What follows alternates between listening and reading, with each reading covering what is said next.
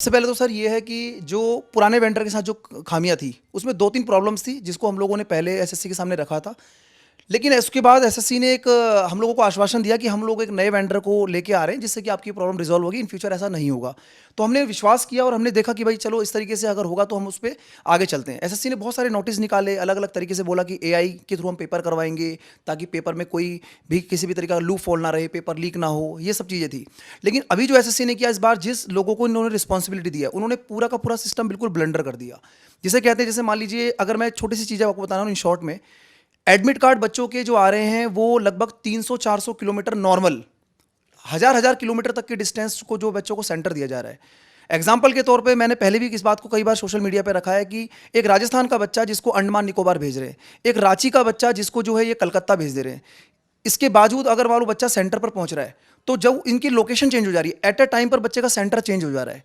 जैसे बच्चा मान लीजिए रांची से कलकत्ता पहुंचा, उसने अपना एडमिट कार्ड दिखाया, वहाँ पर जो एसएससी के डिपार्टमेंट के जो भी लोग हैं वो देख रहे हैं एडमिट कार्ड पे, वो अपना एंटर कर रहे हैं, तो बच्चे की लोकेशन चेंज होकर पटना पहुंच जा रही है। तो बच्चा कैसे पेपर देगा? तो ये बहुत बड़ा सवाल उठ रहा है उस पर। उसके बाद अगर बच्चा मान लीजिए किसी भी तरीके से लोकेशन पे पहुंच गया तो इनका जो बेसिकली आधार कार्ड बायोमेट्रिक ये करवाने वाले थे जिससे कि बच्चों का एक तरीके से ऑथेंटिकेशन अच्छी तरीके से हो सके, वो प्रोसेस बिल्कुल फेल हो जा रहा है। वो काम ही नहीं कर रहा है इनका वर्क, यानी कि जो इनका इंफ्रास्ट्रक्चर है, बच्चों के क्लास के अंदर पंखे नहीं चल रहे हैं, वीडियो इतनी वायरल हो गई हैं उस पर सोशल मीडिया के ऊपर, तो बहुत सारी प्रॉब्लम्स जो है ये निकल के आ रही हैं। और भी बहुत सारे मुद्दे हैं, मैम से जानना चाहेंगे, मैम क्या बोल रही है। मैम, ये तो उन्होंने कुछ मुद्दे बताए कि सबसे पहले जो सेंटर्स का मुद्दा है, और ऐसे कौन से मुद्दे हैं जिनको लेके अभी विद्यार्थी धरना प्रदर्शन कर रहे हैं? सर ना तो स्टूडेंट्स की तरफ से कोई दिक्कत है, ना हम लोग की तरफ से दिक्कत है। बात सिर्फ इतनी है कि वी जस्ट नीड रिफॉर्म्स, हमें रिफॉर्म्स की नीड है। हम लोग जो स्टैंड भी लिए वो सिर्फ स्टूडेंट्स के लिए लिए, क्योंकि बच्चा पूरे साल मेहनत करता है। बहुत बच्चों की हो सकता है लास्ट एज लिमिट हो, पेपर नहीं दे पाए, लास्ट अटेम्प्ट हो, तो इन चीज़ों को रखते हुए वी जस्ट वांटेड रिफॉर्म्स। आज भी बच्चा यही कहता है कि अभी जो मेरा अटेम्प्ट ख़राब हुआ तो उसका हमें क्या रिफॉर्म्स मिल सकते हैं या कैसे कॉम्पनसेट हो सकता है। आज भी बच्चा एक रिप्लाई के मूड पे है। और आज हम भी जो यहाँ पे स्टैंड ले रहे हैं वो सिर्फ स्टूडेंट्स की वजह से इसलिए ले रहे हैं क्योंकि सबसे पहले बच्चा जो विश्वास करता है वो अपने माँ बाप पे करता है, और उसके बाद वो विश्वास करता है तो अपने गुरु पे करता है। और आज वो अगर हम उस पर विश्वास अगर उसका कायम नहीं रखेंगे तो बच्चे का मनोबल पूरा टूटेगा। तो आज हमारा स्टैंड सिर्फ बच्चों के फ्यूचर को लेकर है कि एग्ज़ाम में रिफॉर्म्स हो जाएं, उनका एग्ज़ाम सही से हो, उनको लाइफ में सिक्योरिटी मिले और वो इस तरीके से परेशान ना हो। बस इतनी हमारी डिमांड है। रिफॉर्म्स की तो मैम आपने बात की, पर कौन से ऐसे बड़े रिफॉर्म्स हैं जो अभी ज़रूरी हैं, तो अभी इसी वक्त मतलब ज़रूरी है कि ताकि जो बच्चों के लिए जो पेपर है वो ईजी हो जाए और देना? सर सबसे पहली बात, जो पहले चल रहे थे पेपर्स चल रहे थे उसमें सिर्फ हमारा एक रिक्वेस्ट था, मान लीजिए, या एक रिक्वेस्ट ही थी वो सबकी कि जो पहले पेपर आते थे वो 10th level 12th level graduate सबके बराबर आते थे। तो 10th वाला भी वही लेवल दे रहा है जो ग्रेजुएट दे रहा है, तो इनमें कोई डिफरेंस नहीं रहा। तो वहाँ पे बच्चों ने स्ट्रगल फेस किया। वहाँ पे भी हमारा ये नहीं था कि ये चेंज हो जाए वो चेंज, वो भी नहीं था। वो सिर्फ ये बात उठाई गई थी कि आप ये स्ट्रगल्स हमें आ रहे हैं, आप इस पर कुछ कर लीजिए। बट अगर उसका कोई रेजोल्यूशन अगर नहीं आया तो फिर उनका रेजोल्यूशन जो ये था इस बात को लेकर, तो इसमें ये चैलेंजेस आ गए हमें कि सबसे पहली बात, सेंटर बहुत दूर है।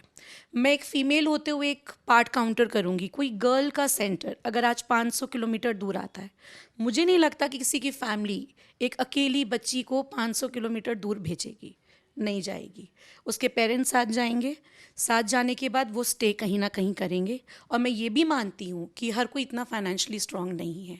तो बच्चे ने पूरे साल अपनी मेहनत तो लगाई है, इन्वेस्टमेंट भी किया है एनर्जी का, एफर्ट्स का, लेकिन आज उसको जो एंड टाइम जो रिजल्ट वाला डे था, उसी दिन अगर उसके साथ अगर कुछ भी ऐसा होगा तो उसका मनोबल टूटेगा।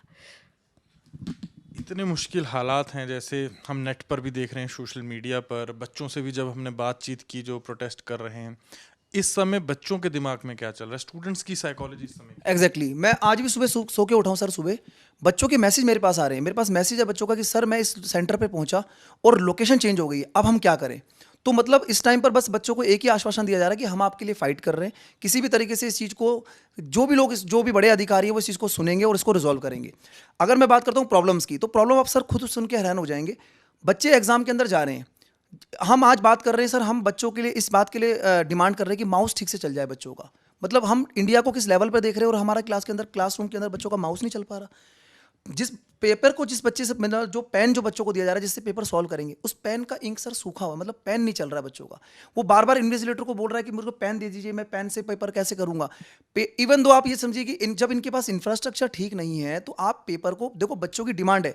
बच्चे आज भी हमें मैसेज कर रहे हैं, हजारों मैसेज, हम प्रूफ दे सकते हैं बच्चों का कि बच्चे ये कह रहे हैं कि आप एग्जाम को थोड़ा डिले कर दीजिए, कोई दिक्कत नहीं है, आप इस पर काम कर लीजिए, इंफ्रास्ट्रक्चर ठीक कर दीजिए, ठीक है। माउस नहीं चल रहा है, पेन ठीक से काम नहीं कर रहा है, पेपर कैसे सॉल्व करेगा बच्चा।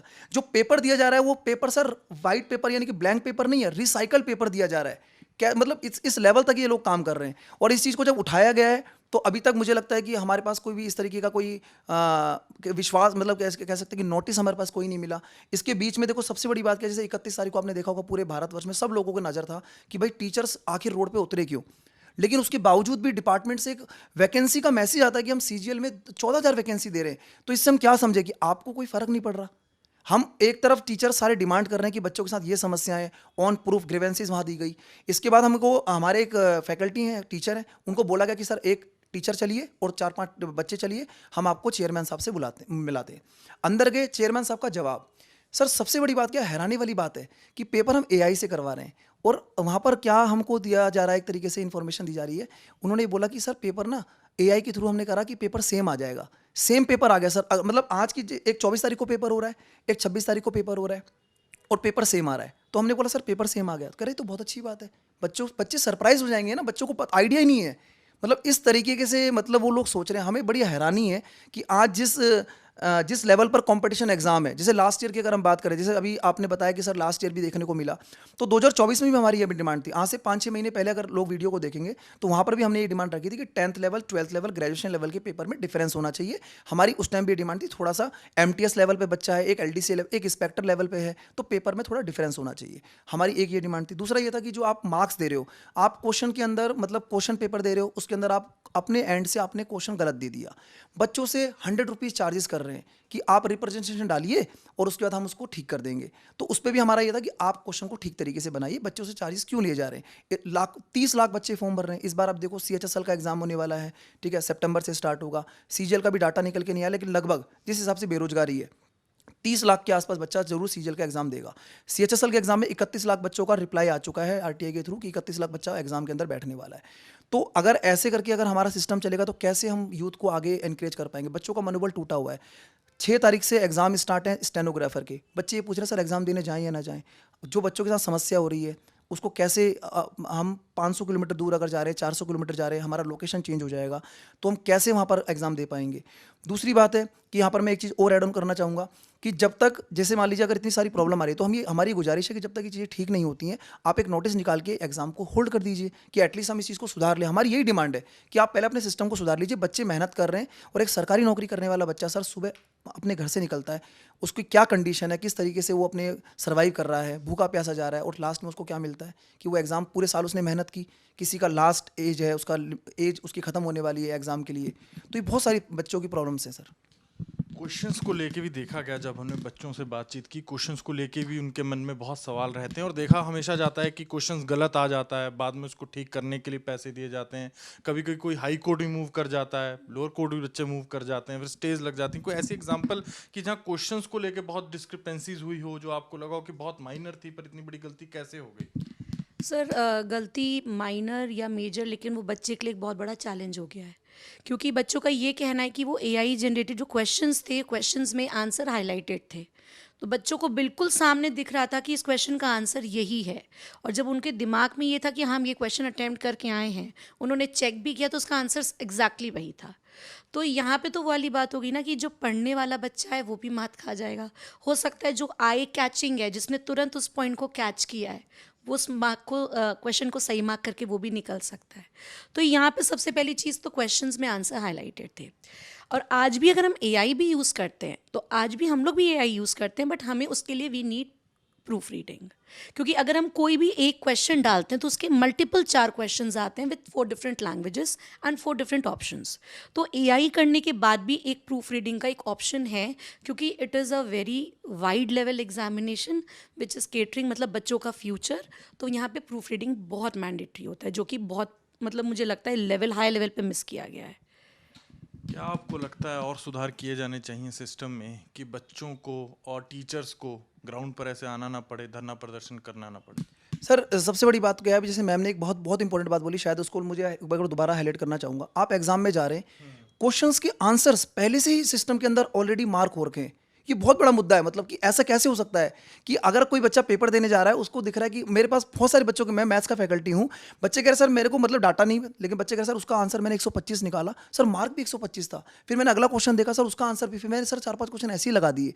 तो ऐसे कैसे पॉसिबल है? मतलब इतना बड़ा फेलियर है सिस्टम का ये, और इस चीज़ को हाईलाइट किया जा रहा है ऑन प्रूफ। अब देखो ऐसा होता है कि ऑनलाइन पेपर हुआ तो उसका पेपर तो बाहर नहीं निकला है, लेकिन ये बच्चों के थ्रू हमें पता लग रहा है। दूसरी बात है कि बच्चों के साथ इतना मिसबिहेव किया जा रहा है। कुछ स्टूडेंट की वीडियो हमने देखी, सर 2 बजे तक रात में उनको सेंटर के अंदर बंद करके रखा गया।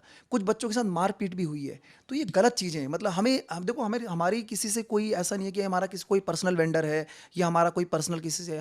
हम शिक्षक लोग हैं, बच्चे डायरेक्टली हमसे कनेक्टेड होते हैं। हम रोज़ क्लास के अंदर जाते हैं, बच्चों के कंसर्न होते हैं, हम उसको मोटिवेट करते हैं। किसी की लास्ट, कुछ बच्चा सर इस लेवल तक बच्चे कहते हैं सर हमारी लास्ट एज है इस बार, इसके बाद हम एग्जाम नहीं दे पाएंगे, उसको मोटिवेट करते हैं। लेकिन जब इस तरीके के कंसर्न सामने निकलेंगे तो हमें बच्चों को, हम खुद शब्द नहीं है हमारे पास, बच्चे सर कह रहे हैं कि हमारे लिए आवाज़ उठाओ, हमारे लिए आवाज़ उठाओ।